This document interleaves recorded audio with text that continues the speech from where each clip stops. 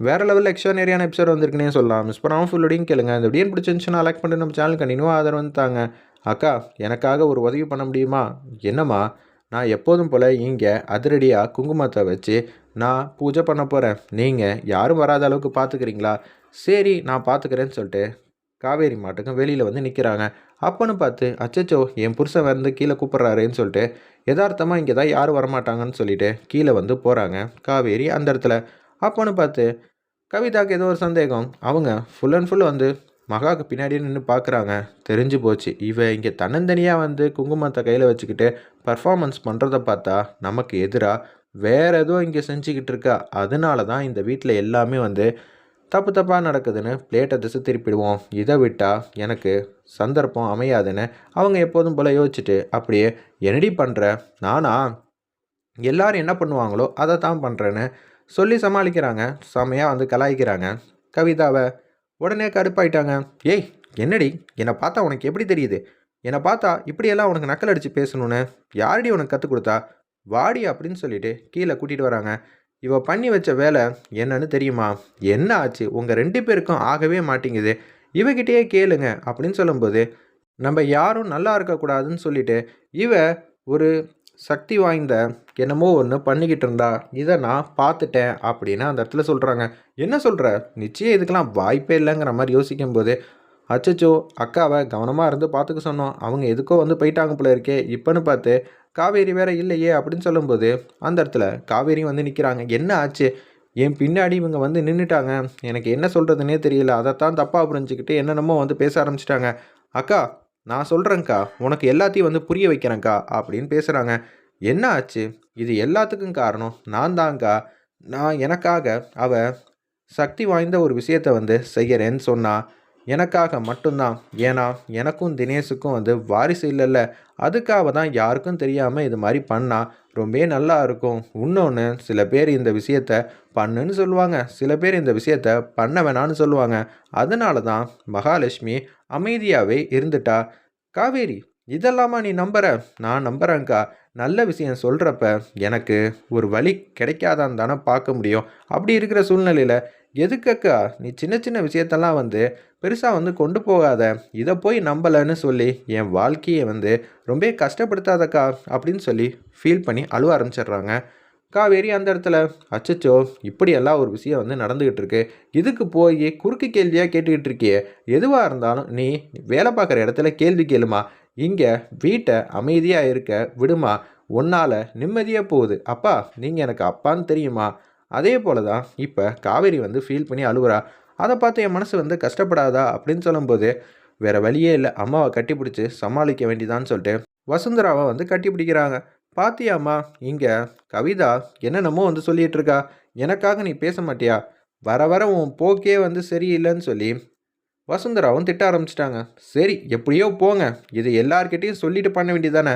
நான் சொல்லியிருப்பேன், உங்கள் யாருக்கும் இந்த விஷயத்தில் நம்பிக்கை இல்லைன்னு யாரும் எதுவும் சொல்லிட்டீங்கன்னா அப்புறம் நடக்காது. அதுக்காக தான் நான் இதை தனியாக வச்சு செஞ்சுக்கிட்டு இருந்தேன். மற்றபடி எனக்கு எந்த விதமான ஒரு அபிப்பிராயமும் கிடையாது. நீங்கள் சொல்கிற மாதிரிலாம் நான் செய்யவே மாட்டேன். எங்களுக்கு தெரியுமா, நீ போய் கண்டினியூ பண்ணுறேன் அப்படின்னு சொல்லிட்டு அந்த இடத்துல இனிமேட்டுக்கு நீ அங்கே போனனா யாருமே வராத அளவுக்கு உனக்காக நாங்கள் இருக்கோம். எப்போதும் நான் அந்த ரூம் வாசலில் நான் தான் நின்றுட்டு இருப்பேன், யாரும் வரக்கூடாதுன்னு. கொஞ்சம் நேரத்துக்கு முன்னாடி கூட நான் நின்னேன்.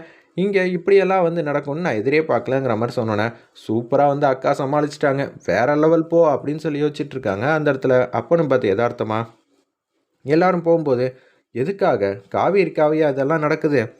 எனக்கு என்னமோ சந்தேகமாக இருக்கே, எதுக்காக காவேரி இப்படியெல்லாம் சப்போர்ட் பண்ணுறா அப்படின்னு சொல்லும்போது, நல்ல வேலைக்கா நீங்கள் வந்தீங்க, எனக்கு இந்த விஷயத்தை பற்றி சொல்லக்கூடாதுங்கிறனால நான் மௌனமாக இருந்துட்டேன். ஆமாம்மா, எனக்காக இப்படியெல்லாம் செஞ்சுக்கிட்டு இருக்கல்ல அப்படின்னு சொல்லி சந்தோஷமாக பேசிவிட்டு அவங்க மாட்டுக்கும் போகிறாங்க. கொஞ்சம் கவனமாக இருந்திருக்கலாம்ல அப்படின்னு சொல்லி கதவை தாப்பா போடும்போது, நான் மாட்டுக்கும் கண்ணை மூடிக்கிட்டு எப்போதும் போல் சூப்பராக வந்து பண்ணிக்கிட்டு இருந்தேன்னா எல்லாத்தையும் எண்ணி எண்ணி அப்பன்னு பார்த்து பின்னாடி திரும்பி பார்த்தா இவங்க வந்து நிற்கிறாங்க. இதை வச்சு அடுத்த கட்டத்துக்கு அவங்க கொண்டு போயிட்டாங்க. எனக்கு என்ன செய்கிறதுனே தெரியல. கரெக்டான நேரத்தில் நீங்கள் வந்தீங்கக்கா, இல்லாட்டி என்ன ஆயிருக்கும் தெரியுமா அப்படின்னு சொல்கிறப்ப, எல்லாமே நல்ல விதமாக தான் நடக்கும், நீ எதுக்கும் கவலைப்படாத அப்படின்னு சொல்லும்போது, உனக்காக நானும் வீட்டில் சில பல விஷயம்லாம் கற்றுத்தரேன்னு சொல்லிட்டு அப்படியே மகா கையை பிடிச்சி இன்னொரு விஷயம்லாம் நான் உனக்கு சொல்லித்தரேன்னு லேப்டாப்பில் டக்கு டக்குன்னு டைப் பண்ணுறது எப்படின்னு சொல்லி கொடுத்துக்கிட்டு இருக்காங்க. அக்கா, முன்னாடியை விட எனக்கு ரொம்ப ஹேண்டில் பண்ண ஈஸியாக இருக்குது. முன்னாடி எனக்கு இதை திறந்தாலே லைட்டாக பயம் வரும். ஆனால் இப்போ எனக்கு பயம் வரலை. யாராவது ஒருத்தர் இதில் இன்றைக்கி புதுசாக எனக்கு எதுவும் சொல்லி கொடுத்துட மாட்டாங்களான்னு தான் எனக்கு ரொம்ப ஆர்வமாக இருக்குது அப்படின்னு சந்தோஷமாக பேசிகிட்டு இருக்காங்க. அப்பன்னு பார்த்து காஞ்சனா ஃபோன் அடிக்கிறாங்க. என்னடி அந்த வீட்டில் என்ன நடக்குது? நீ வேற, வீட்லேயும் தொல்லை, ஆஃபீஸ்லேயும் தொல்லை தான். என்னடி சொல்கிற? ஆமாம், அங்கேயும் இவ வந்துட்டா. ஏய், அங்கே வந்துக்கிட்டு இருக்காளா? நீயே பாரு இவ என்ன பண்ணிகிட்டு இருக்கான்னு வீடியோ காலில் காட்டுறாங்க. என்னடி இவ கையில் கரண்டி இருக்க வேண்டிய இடத்துல இதை யாரடி கொடுத்தது? இவ பண்ணுற அலப்பறை இருக்கே தாங்க முடியல அப்படின்னு அந்த இடத்துல நடந்ததெல்லாம் சொல்கிறாங்க. திருதான் பக்கத்தில் இருந்து சொல்லி கொடுத்துக்கிட்டு இருக்கா. ஏய், யார் இதெல்லாம் ஏற்பாடு பண்ணது? எல்லாம் உன்னோட பெரிய மனுஷி தான், அவகிட்டயே போய் கேளு. இங்கே நடக்கிற எல்லாத்துக்கும் காரணம் அவள் தான். நம்ம ஒரு பக்கம் யோசிச்சா அவள் தனியாக ஒரு பக்கம் யோசிச்சுட்டு நமக்கு எதிராகவே பேசிக்கிட்டு இருக்கான்னு சொன்னோன்னே, ஒரு நிமிஷம் அப்படின்னு காஞ்சனா கேட்குறாங்க திவ்யா கிட்ட. எங்கடி போகிற? என்ன மகாவும் திருவும் எப்போதுமே ஒத்துமையாக இருக்காங்களாமே. அம்மா தப்பாக பேசாத. இங்கே இருக்கும்போதும் இதே மாதிரி தான் பேசுகிறேன், அங்கே போனாலும் இதே மாதிரி பேசிக்கிட்டு இருக்க. அவளுக்குன்னு ஒரு திறமை இருக்குமா, அதை அங்கீகாரம் கொடுக்கணும். அதுக்காக தான் இப்படியெல்லாம் முயற்சி பண்ணுறேன். பிரபாகரன் சப்போர்ட் பண்ணுறாங்க. நிச்சயம் மகா தேர்ச்சி பெற்றுருவா. ஏன்னா அந்த பொண்ணுக்கிட்ட கற்றுக்கணுங்கிற ஆர்வம் இருக்கும். ஏண்டா வந்தோன்னு நினைக்கிற பேரில் அவள் தனித்துவம் புதுசு புதுசாக கற்றுக்கணுன்னு ரொம்ப ஆர்வம் உள்ள பொண்ணு. ஆமாம்மா, எனக்கு போல் அவங்களுக்கும் நல்ல ஒரு அம்மா அப்பா இருந்திருந்தா அவள் என்ன போலேயே ஆயிருப்பா. எல்லாரும் போல நிம்மதியாக சந்தோஷமாக இருந்திருப்பா. இப்போ அந்த வாழ்க்கையை அவளுக்கு கிடைக்கணும் தான் நான் போராடிக்கிட்டு இருக்கேன். ஏன் தங்கச்சிம்மா, நான் விட்டெல்லாம் கொடுக்க மாட்டேன் சரியான்னு சொல்லிட்டு அவங்க மட்டுக்கும் போகிறாங்க. அம்பிகா பால் எடுத்துகிட்டு வராங்க. என்னம்மா இப்படியே வேலை பார்த்துக்கிட்டே இருந்தா என்ன அர்த்தம்? நான் ஒன்றும் பெருசாலாம் வேலை பார்க்கல.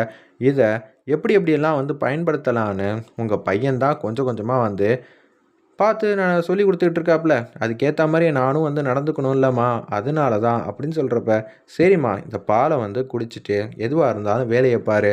எனக்கு உன்னை நினச்சா பெருமிதமாக இருக்குமா அப்படின்னு அம்பிகா அம்மா பேசிக்கிட்டு இருக்காங்க. எங்கள் வீட்டு பொண்ணுக்காக நீ எல்லாமே செஞ்சுக்கிட்டு இருக்கியாமே, ரொம்ப சூப்பர். யார் இதெல்லாம் செய்வாங்க? ஏம்மா, நமக்காக நம்ம குடும்பத்துக்காக நான் பண்ணாட்டா வேறு யார் பண்ணுவாங்கிற மாதிரி கேட்குற மாதிரி காட்டுறாங்க. வெயிட் பண்ணி பார்ப்போம். எபிசோட் ரொம்ப இன்ட்ரெஸ்டிங்காக சுவாரஸ்யமாக இருந்துச்சுன்னே சொல்லலாம்.